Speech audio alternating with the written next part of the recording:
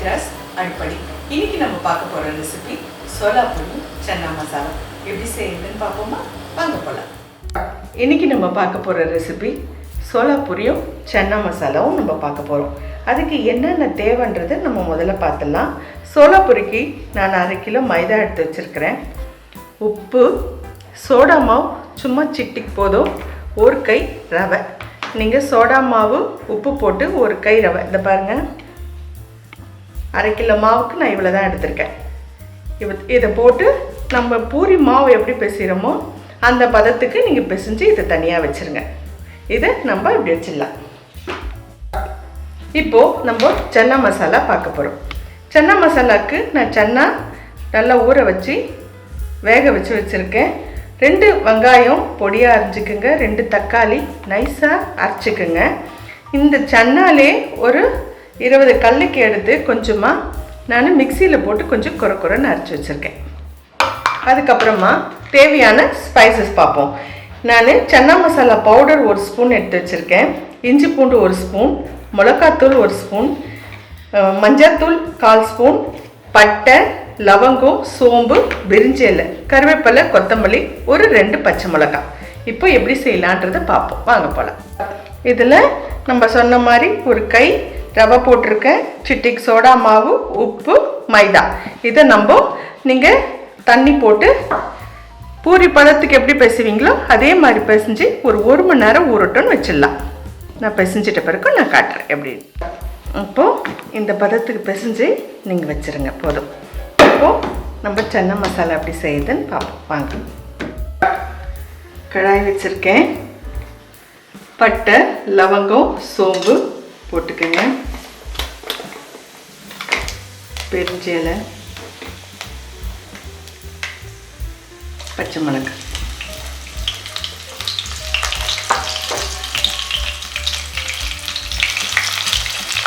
வெங்காயம் பொடியாக,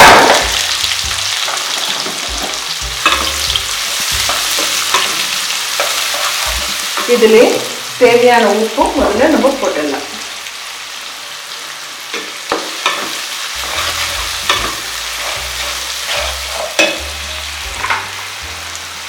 மஞ்சத்தூள் கொஞ்சம் நல்லா வதங்கட்டும். அதுக்கப்புறமா இஞ்சி பூண்டு போட்டு, இப்போது இஞ்சி பூண்டு 1 ஸ்பூன்,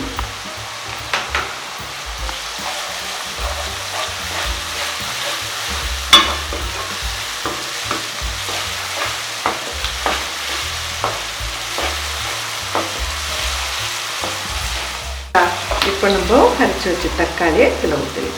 தக்காளி நைஸாக அரைச்சிக்கோங்க.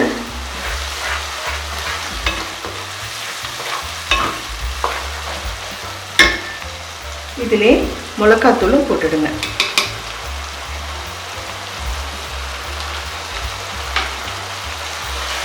இந்த சன்னா மசாலா நம்ம இறக்க சொல்லி போட்டுக்கலாம், இப்போ வேணும்.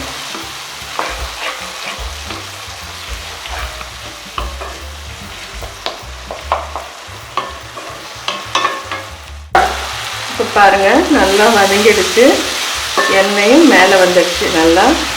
இப்போது நம்ம வேக வச்ச கல்லை எடுத்து போட்டுக்கலாம்.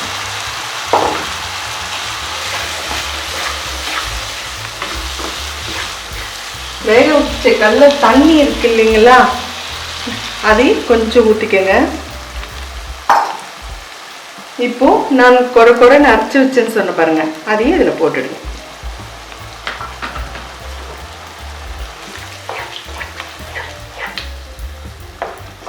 ஒரு 5 நிமிஷம் இல்லை ஒரு 10 நிமிஷம் இது கொதிக்கட்டும்.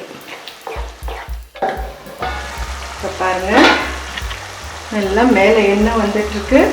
உங்களுக்கு சன்னா மசாலா ரெடி ஆயிடுச்சு. இப்போது கடைசியாக இந்த சன்னா மசாலா பவுடர் இதில் போட்டுருங்க. கொத்தமல்லி, கருவேப்பிலை.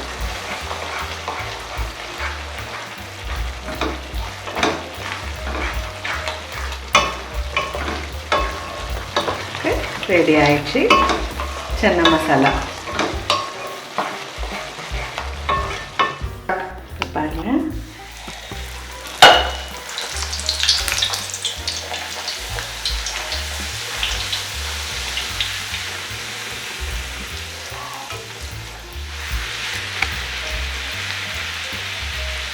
நமக்கு சோலா பூரி ரெடி.